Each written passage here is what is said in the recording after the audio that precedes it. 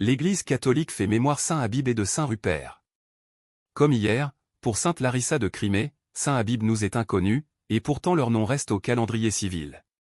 En ce jour, il nous est important de les retrouver.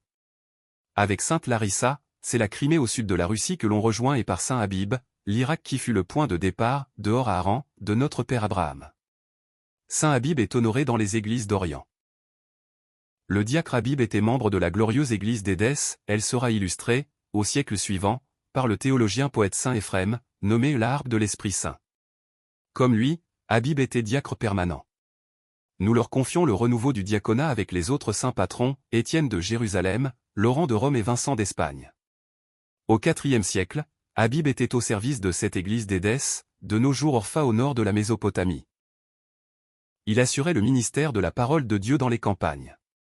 Accusé de prosélytisme, il ira se présenter lui-même au préfet Lysania qui le condamnera à être brûlé vif. Avant de monter sur le bûcher, Habib alla embrasser sa mère, présente au supplice. C'était en l'année 332. Saint Rupert. Il appartenait à la famille royale mérovingienne, ce pourquoi il fut choisi comme évêque de Worms en Rhénanie. Saint Rupert de Salzbourg quand il en fut chassé, il partit évangéliser la Bavière et fonda le monastère Saint-Pierre de Salzbourg, ville dont il devint l'évêque et reste le patron. C'est le père spirituel de l'Autriche. Rupert était abbé de Salzbourg, il évangélisa le peuple, mais il prêta un grand respect à la culture autochtone. C'est sous l'impulsion des moines de Rupert que le développement minier de la région prit son essor. Saint Rupert est ordinairement représenté avec un baril de sel, pour rappeler l'impulsion qu'il a donnée à l'exploitation de sel de la région. Saint Habib, Saint Rupert, priez pour nous. Évangile.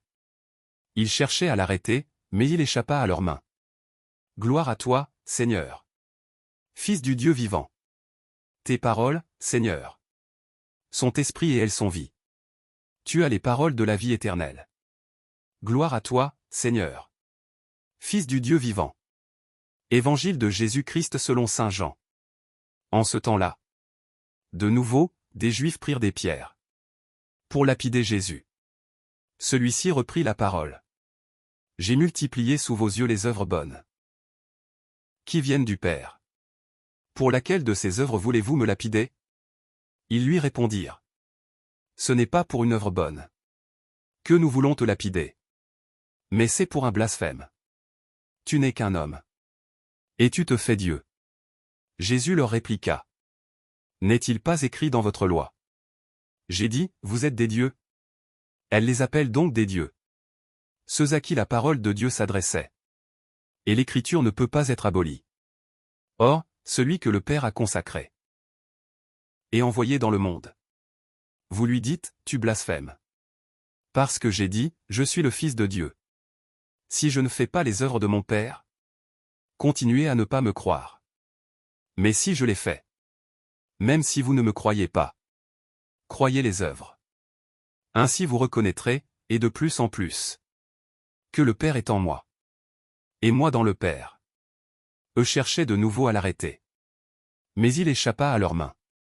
Il repartit de l'autre côté du Jourdain, à l'endroit où, au début, Jean baptisait. Et il y demeura. Beaucoup vinrent à lui en déclarant.